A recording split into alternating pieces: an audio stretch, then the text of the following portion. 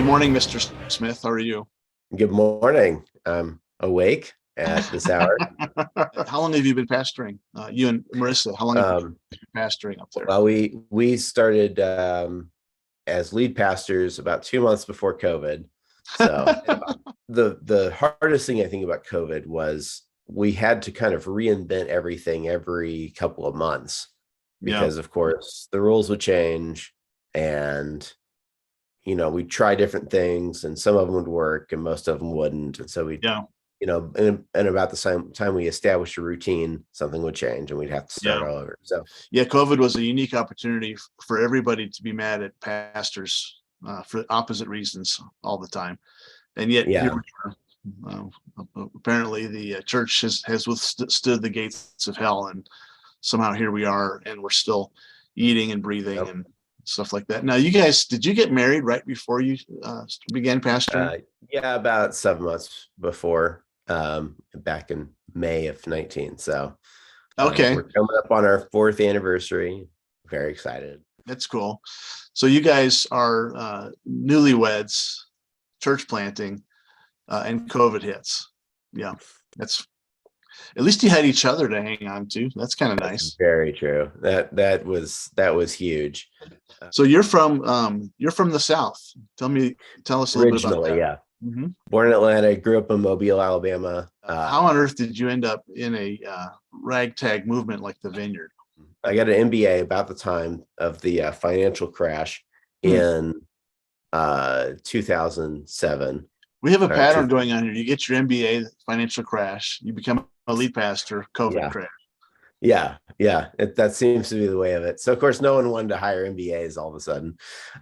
So I wound up working at a little shipyard in Hmm. Bayou Battery, Alabama, which you might remember is where Bubba Grump Shrimp Company is. I was driving to work, and he preaches on James, don't be hearers of the word, deceiving yourselves, do what it says, right? And Mhm. I turned off the podcast. I said, I'm not going to listen to a single sermon until I do something. I have to do Wow. something. I felt very, very convicted. And so I was also playing piano at a little Baptist church. And so I'm playing piano for the Wednesday night service. And I'm like, oh boy, I kind of made a vow a little bit to God here. And there's going to be a sermon coming up. So I'm like praying, God, whatever you want me to do, just whatever you want. I say yes. I don't know what it is, but just tell me what you want. I sit Mhm. down, the pastor gets up and says, so Convoy of Hope's doing this big event and they need volunteers. And I say, oh, that's what I agreed to. And that was an amazing experience, getting to pray for people at this food giveaway. And Wow. I started looking for more and more ways to serve, to volunteer. I worked in an inner city ministry for a little while. That was an incredible experience. Um, and I learned a lot about God in that process. I learned a lot about community. I started not feeling like I fit in the Mhm. South at all. I've been in this Baptist church for years, and everyone loved me, right? Mhm. Play piano. They were like, "Oh, you're great," but I didn't feel connected to anyone. Jesus is going and ministering, and his disciples are doing most of it, right? Yeah. Um, you go, and Paul is instructing the Corinthians on, hey, you've all got gifts. You should all be using these gifts. Yeah.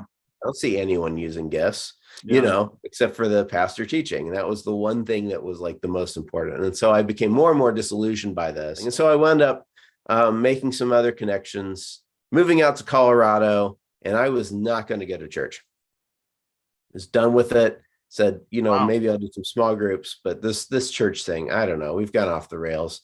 I don't care for it. Yeah. A friend and I we're biking around in the middle of the week. We biked through the Loveland Vineyard parking lot. Vern was sitting on the park bench, eating lunch with the FedEx guy, which I thought was kind of funny. But that's maybe something Jesus would do. And we wound up talking to him, and he wasn't pushy or anything. He's just asking questions. Where are you from? What you interested in? I told him a little bit the inner city ministry I had worked in. And he said, "Oh, we've got someone here who's doing something not quite at that scale, but they're doing like a Bible club in this, low income housing complex. They might be interested in some help if you were interested in doing that kind of thing." And I was like, "That's different." And all of a sudden, I could just clearly hear God tell me, "You're going here on Sunday," which was weird. Again, coming from the Baptist side, this is very unusual. I don't hear the voice of God that clearly that often, right? But of course, I argue with him. What are you talking about? We talked about this. I'm not doing church anymore. And he said, "Just trust me. Go there on Sunday." And I'm like, at this point, I recognize that I'm arguing with God and that he's talking back. And so this really is God. I'm like, no. So I went Sunday and very nervous. I walk in and immediately I can tell that everything's different. Oh. I go and I sit down. Turns out I sat down right in front of Marissa. I didn't get together with her till years later, but I sat directly in front of her. And then in the middle of it, Vern gets up and explains the Vineyard 5-step prayer model and says, "Okay, Wow. if you're needing prayer, if something's hurting, if you're sick, if you need prayer for something, put your hand up." I'm like, "Okay," and we're doing the ministry thing, I guess. Okay, and then he says, "Okay, if you're next to someone with their hand up, go over and pray for them. Here's the questions you ask." He told the prayer model, and I'm like, "I knew it. I knew you could do this.